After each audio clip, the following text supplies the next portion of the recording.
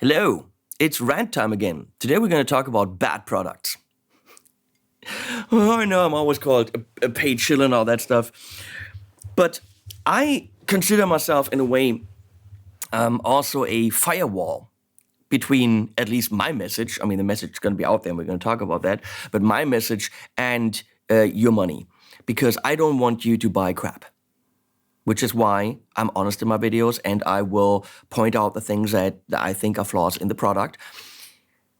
But sometimes the product has so many flaws that I really don't want you to know about it.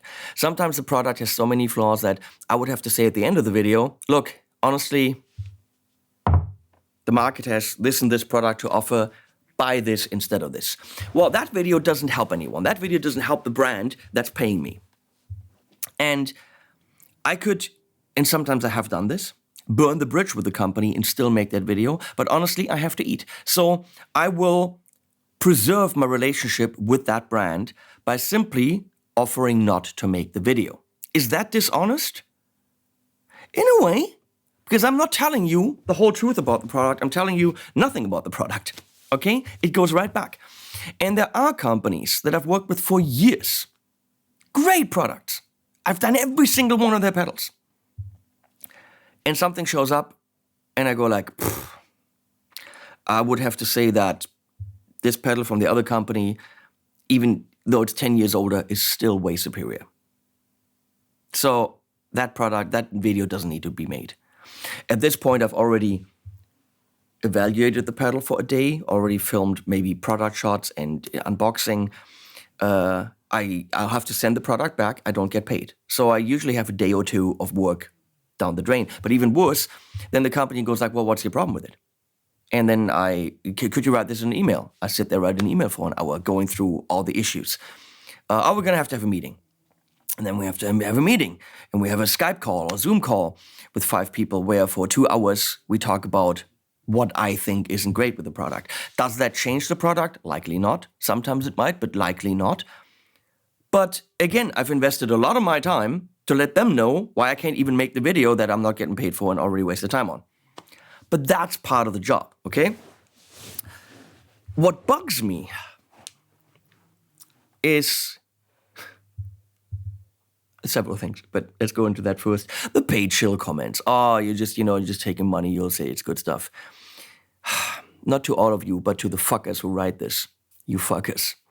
Stupid fucking idiots. I'm sorry to be so crude, but do you have any idea how much money I could be making if I secretly put these products in videos and said good things? I actually don't know how much, because first of all, I wouldn't be able to live with myself.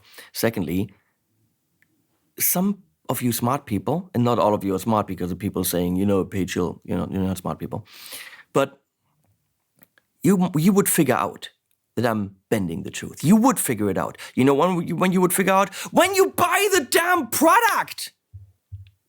When you buy it and you figure out that what I said is absolutely not true, that it gets scratched up, that the knob comes off, that the color doesn't look right, that the action cannot be lowered that much, when the modulation sounds are just not thick enough and they're lame and thin and don't stick out in a mix. Whatever it is, you're going to figure it out. So there's zero benefit for me to bend the truth or even hide these facts. So what I do is I refuse to make the video in the hopes to preserve the relationship with the company. And hopefully next time have their trust, because I didn't throw them under the bus, to do the next product, which hopefully is better. And there are companies where that works beautifully. There are companies who, if I refuse to do something, then not call me again because I'm just too complicated for them, okay? I would say right now, in my life, there are more companies that don't want to work with me than the companies that stick around and want to work with me. There's almost no pedal companies anymore that want to touch me. It's not a joke. You've seen many pedal brands on the channel, and right now I'd be hard-pressed to name any that still want to send me stuff. It's a fact. So, but let's talk about these bad products that I don't take money for. If I did, do you know how many times, how many thousands a year are not landing on my account and feed my, there's a dog butt, and feed my dogs and cats because I say I don't want to do this? Because it's not something that I would want my viewers to know about? It's quite a bit. I'm going to say you could probably buy a car with that money. Yeah, but you probably could. Money I don't have.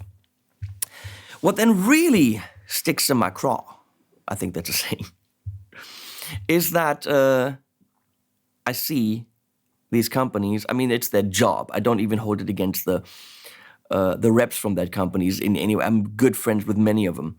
It's their job to go and promote these products.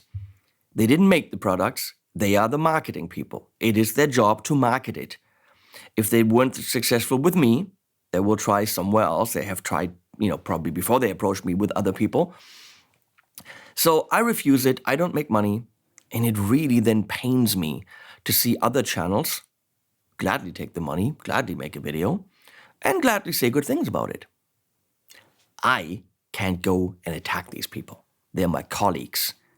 You will not see a comment under any video from me saying, yeah, but it's crap, and don't you know that, it doesn't have MIDI, and, it's too heavy, and the price point is ridiculous, and why don't you compare it to other gear in its price point, which is what I do in my videos. You always have to judge gear based on its share in the market and where it sits price point-wise. But I can't hold it against the marketing guys to go and try to get it marketed. But I'll see it popping up on other channels. And I see those channels making that money that I didn't make. And I see the comments saying, oh, that's really great. I'm going to spend my money on this. And I'm thinking, it was so bad that I had to send it back. And those people are putting trust in them and they want to spend money on it. Even worse, I know for a fact, and trust me, I'm not going to name any product or any channel. I'm not doing that. This is about the general thing. I know for a fact that the channel said, this could be any channel about any product that I have been privy to, that the channel might have said, oh, this is really shit. I'll do a demo on it. And then they did. But they said, when they received the product, this is really shit. And they still threw it on their audience. That makes me sad and not respect those people anymore. I know for a fact that there was a pedal, and I talked to a friend, and he also had it for review, and we talked about it, and he had exactly the same feeling about it I had. Exactly the same feeling about the sounds, about where the features, the price point, everything. I had to send it back, not take money, and then 2 weeks later, the video is on its channel. None of those points he voiced to me were in that video. None of them. He took the paycheck. So I get it that you people say paid shills, we can't trust you. But what's this we? What's this? You get paid, therefore we can't trust you. Okay, no, we already talked about the paid shill. I'm just saying there are bad products out there, and it really hurts me when I then see them and I can't comment on it. I can't. It'll destroy my job. I can't comment on Facebook posts. So you then see an ad for that product. It's a paid Facebook ad. And you see the wording, best thing ever, now in purple, whatever. And it's shit. And you see the comments and people are buying into the advertising. I know what the company thinks about it. The company thinks it's shit. The company thinks that the purple thing is shit. But they have 2 years invested in R&D. They made molds in China. They have to now sell it. They have to now market the thing that they know they wasted 2 years development on. And they're buying the Facebook ads. And I'm sitting here. I know that the company thinks it's shit. I know that the reps thinks it's shit. I know that marketing wouldn't buy it for their own money. I refuse to do it, and still you're being, exposed to their advertising. Then there are the shops. Well, the shops have relationships with brands, okay? And the shop isn't going to say, oh, we've got all your products, we're going to really evaluate this new one now, and only if we like it, we're gonna stock it. No, they've stocked their stuff for 30 years. So, of course they're going to stock the new thing, no questions asked. Of course, the companies, the shop's video team, and that could be, I don't know, Peach Guitars, that could be Thomann, Sweetwater, Anderton's music store. They're all video teams. I'm not referring to anyone in particular, but their video team needs to go and make that video. Now, I'm going to say, if the hosts of those videos had some balls, they would tell their boss, except for Anderton's, where Blee is the boss, we don't want to be seen in a video saying this is great, but we actually don't personally think it's great. They could say that. However, they have a family. They are employees. They have to make that video. They have to find some wording that they can live with about the product. And then they do. And I see those videos coming out about the purple thing. And now you're really going to ask me what the purple thing is. There's no purple thing. But about the purple thing, and they're going to talk about it, and they're going to find some wording, and they're going to find some smile that kind of works. I know, because I've had the thing on my table, that it's shit. But the shops have a relationship with the brand. The brand says, can you make a video? The brand might even pay the shops to make the video. And sometimes not. And then that video comes out, and the people in the video are kind of smiling because the shop has stocked it and they want to sell it. Then sometimes the brands have marketing agreements with the shop who have more reach, Sweetwater, Thomann, music store, Anderton's, Peach Guitars, etc., etc. Guitar Center makes videos. These Sounds has affiliate marketing. All of them.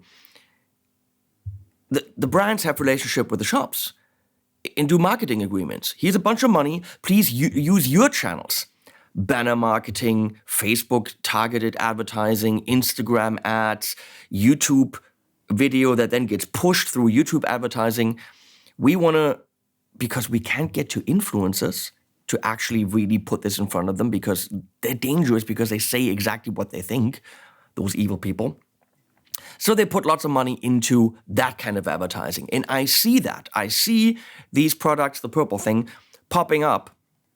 And it hurts me. It hurts me so much that I'm the idiot. I'm the idiot who didn't take that money. I'm the only idiot. Well, that's not true. I'm one of the idiots. I count some of my friends also as idiots. You're welcome, you idiots. Who refuse to show it. And we're not these big businesses. We have dogs and cats to feed, mortgages, all that stuff. But I thought of the viewers first, and I can't comment under the videos that are being made. I can't comment under the shop videos. I can't comment under the ads and say, but this is total crap. Because, I'd be outcast immediately in the industry. I can't go far with criticism. I cannot go this far. So, yeah. And when you think, well, he's thinking of a specific product, I am not. I could tell you a myriad of products where that is the case. Absolutely. R&D teams fail. R&D teams work in a bubble sometimes. R&D teams don't talk to anyone. Even if they talk to someone, then they don't take that advice into account. It happens all over the place. And then there are R&D teams that do take advice into account. So that when the product then actually arrives and you go like, wait, a year ago, we had a prototype of this and we talked about this and this and this and this, and they did it. That's amazing. Okay? Not just because our opinion matters, but probably they put this product in front of, 50 people. And on average, everyone said, well, it needs a little rubber thing here. And then they put a little rubber thing there. So yeah, that can happen as well. And then when the product comes for review, we have less stuff to bitch about. But there are companies who don't give a shit about what we say or artists say, whatever. They don't do this stuff. And then they're amazed when the product is ready to go and nobody says good things about it. So the bad products exist. You will not see them on my channel. This is the truth. I'm taking a financial hit. And I cannot tell you what these products are. And I cannot comment on channels that are promoting them. I know there are channels promoting them. I know, I've seen it. There are some of my friends too. And I understand. I understand that it's easy. I understand it's easier to take the money and, buy gas with it. Pay the rent.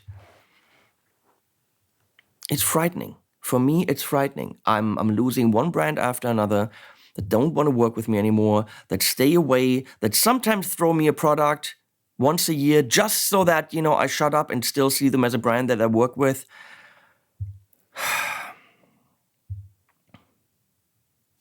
I'm shaking. It's frightening. But what can I do? Be dishonest? I cannot be someone I'm not. I cannot be someone that you don't want me not to be. I cannot be someone that you don't want me to be. That's a double name. I don't know. To all the reps and all the companies out there, especially my good friends, it's never personal. If I refuse a product, that's fine. Come to me with the next one. And never ever do I hold it against you that you are trying to do your job, because that is how you feed your family. You have to promote the product. And I know that many reps would like to go to, their developers and say, can you please make a better product so that I have a better chance of actually marketing it? Because in the end, who's it going to come down to when a product doesn't do well? Probably the marketing people. You didn't do enough marketing. Well, could also be that the product in the beginning wasn't great because you didn't listen to anyone. And I highly applaud the companies that are still working with me, even though we had these painful discussions. I always try to help. If there's anything wrong, I try to do troubleshooting. I work with them back and forth. I'm not in the business of destroying any company. I mean, honestly, right here in front of me, look what I got from China. They hired me to do this, the MIDI version. No shit. That's a product that I really, really, really trashed. And they don't care. They told me they want a review for the MIDI version. I told them I'd be brutally honest. And they're like, yep, we want to pay you for that. Let's see where that goes. That's a different issue. Okay. Bad products exist. And that's fine. It's fine for me not to do the videos. The only thing is these comments, and I shouldn't give a shit about these comments of, you're a paid shill, you're just lying, I cannot watch the video because it's sponsored on it, or you got the gear for free. Watch the other video for that. When I know for a fact that I try to do my best job possible for you guys, when I try to be super honest, when I refuse thousands every year in paid videos because the product isn't great. And then being called dishonest. Sometimes this job sucks. It really hurts. It really hurts to read those comments. Shouldn't bother me. I have a beautiful poodle right there. Why would those things bother me when I have such a beautiful poodle? Come here. Oh, sorry. Sorry, poodle. Look at this guy. Why would I be sad with this guy? But you guys sometimes make me sad. I will still continue to be myself. We're going to wave animals at the end.